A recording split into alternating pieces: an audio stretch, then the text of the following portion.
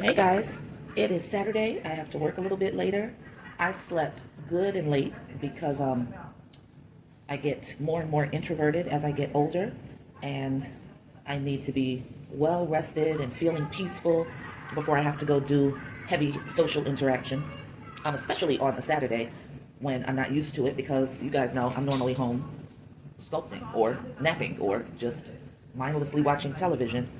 But all of that is pretty much conducted in silence. Even when Ty is home, you know, and he's not working, he'll be in his room doing his own thing. So I'm not really talking with anyone like that. So I have to mentally prepare. So I definitely wanted to get some sculpting done because I'm going to be working until 11, and I probably won't feel like doing much when I get home. I don't know. I could be very wrong. We'll see once I get home. But I figure it's going to be about 11:30 or something like that, and I'll probably just want to take a shower and get right into bed. So I wanted to have accomplished something today. And of course, I want to make sure I accomplish a lot tomorrow because my day is being interrupted. The great news is, talked with my girl Katie of Joe's Picasso, the owner, and everything is fine. And we had a good, quick conversation, and all is well with her. Thank goodness. She just had some things she had to deal with, and she's getting herself back on track right now. Um, most of the pieces are ready to be picked up. It's just the other ones that have to be glazed, but I'd rather go and get everything at one time. So she's just going to call me when everything is ready, and we're going to discuss the schedule for production for anything else that needs to be done before the Element of Surprise online art sale, so that she can plan for it accordingly and make sure pieces that I want to present to you guys are all set up and ready. So that's good. I'm looking forward to hashing that out with her. And yeah, that's about it. So I think I can hush now. All I'm doing is smoothing, and I'm getting ready to experiment with a detail idea that I had for this piece as I was building it. And we'll just see how it goes, basically.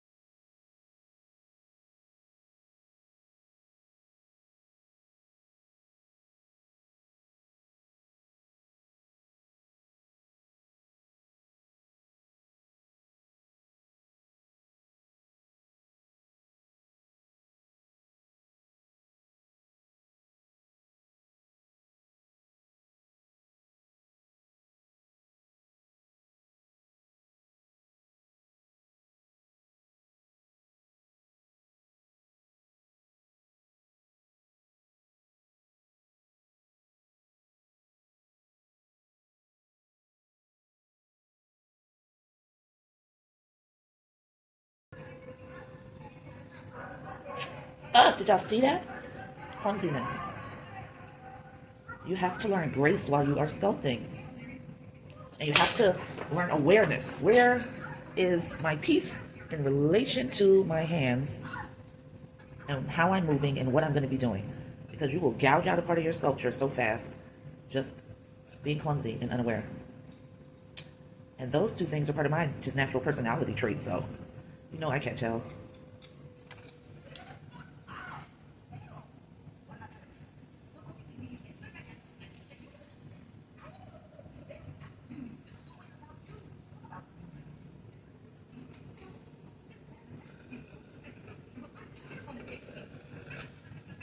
Oh, I want to lift this up so bad so I can work. It's really time.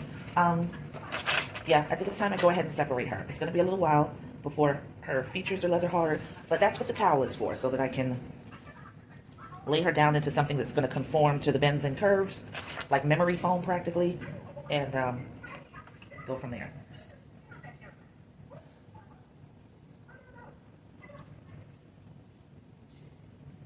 Oh my God, this is hard. I hate using the wire because it always slices into my fingers, and I catch hell.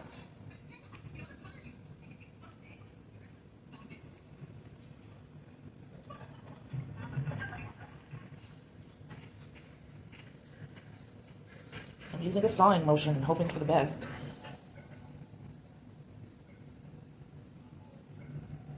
Ugh. That went wrong on a part. It started coming up. I lifted way too much off. Fuck.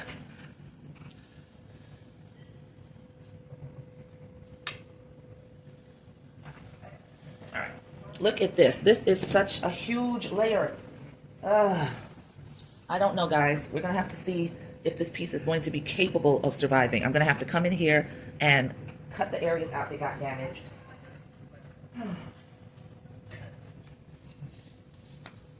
See how thick that is? Yeah, that wasn't supposed to happen. So that means I don't think I have enough room to cut at the top for the area I have to gouge out for the nail to sit. I don't know. I'll probably have to put it in this area on the flip side. You know what I'm saying? Because that's nice and thick, and it'll hang from her face instead of from the Gele portion.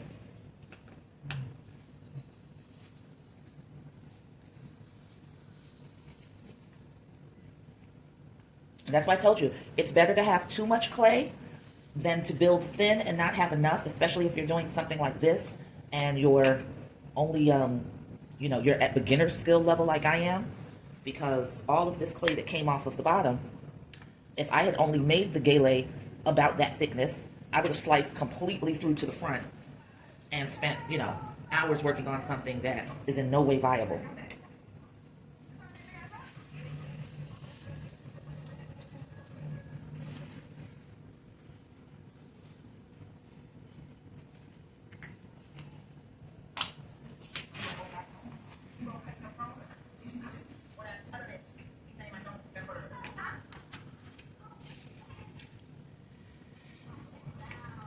All right, I'm gonna spray these pieces down real good because they're still pretty soft. They can be softer and wedged to be usable. So I'm just gonna spray on the top and the bottom, let that moisture permeate. And I'll come back through and be able to work with that clay. So I've got to lift from the bottom. Well, let me slide her forward first, because this is very thin now. And I think I need to go ahead and put her on a turntable.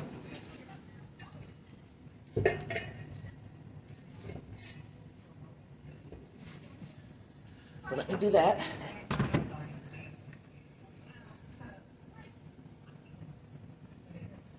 All right, so now she's on a turntable, and now I have to adjust this so you guys can see.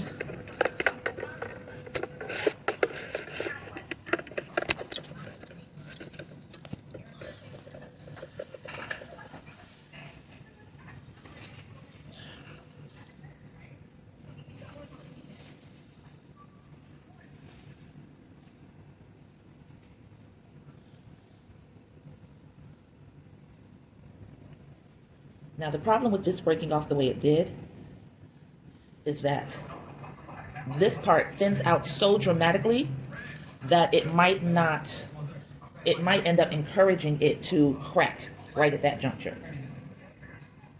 Don't know, gonna have to see.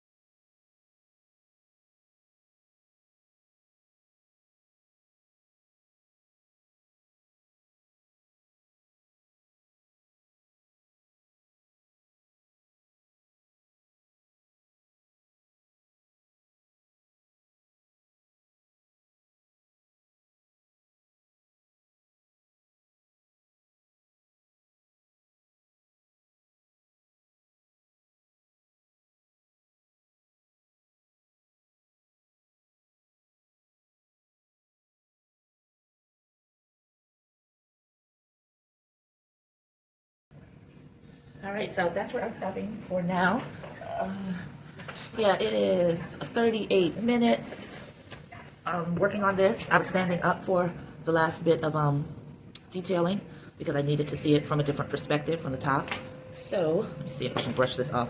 Again, the clay is still damp enough on this outside portion that it's still sticky, you know, when I try to do certain things. So it needs to sit out a while longer uncovered. I did have the plastic bag over it, and that really does trap the moisture that is rising. So I think I'm done with having to do that. It's time to, you know, just let her sit out in the air, let the AC blow and start to dry her out. I had to get a different vantage point for the way her cheeks were structured that I still have not completely fixed. And you know, you've just got to keep turning your sculpture around and looking at it from different perspectives until you lock in, you know, and you will lock in because you're going to see when the light and shadow falls certain ways that, oh, okay, that's a deeper slant than I thought I had, or a deeper concaved area, and it's not matching with the other side. And then you'll fix it. You'll come in and fix it. So now I feel like her face is more proportionately even and has the same look on one side. What had happened was I had this cheek really fat in here and not as much meat in here, but a very big pudge directly under her eye. So I'm still working to correct that and make it smoother and more uniform. And again, that's just going to come with turning it around, adjusting the light different ways, seeing what I discover, and then fixing from there.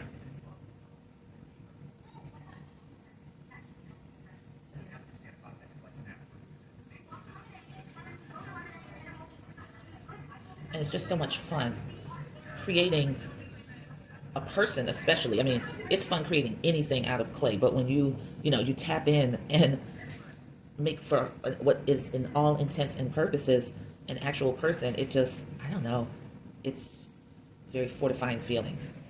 Now, I'm not at the point where I feel that my faces look so realistic, but for the sculptors who are, that's got to be magical as well, to be looking at something that you created that looks like it has an actual thought process and is going to say something to you at any given point. Yeah, like I said, I'm not there, but I think I'll get there if I want to.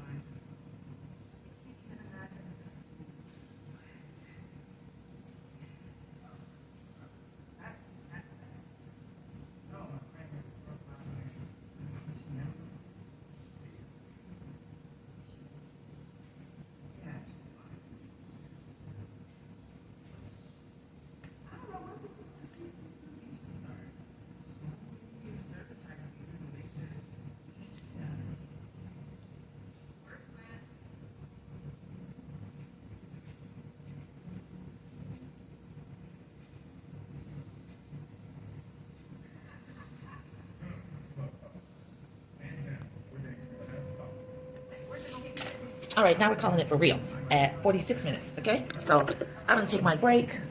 I'm gonna go, it's 3 o'clock. I've got to be there at 5. So yeah, I think I need to go ahead and take the double strand twists out, take my shower, actually the reverse order, and start getting ready for this event. And yeah, hopefully I'll have some energy left when I come in and I'll be able to do some more work on her. I'm gonna leave her out for the practically 2 hours before I leave, let her start getting leather hard. I'll figure out what's going on here.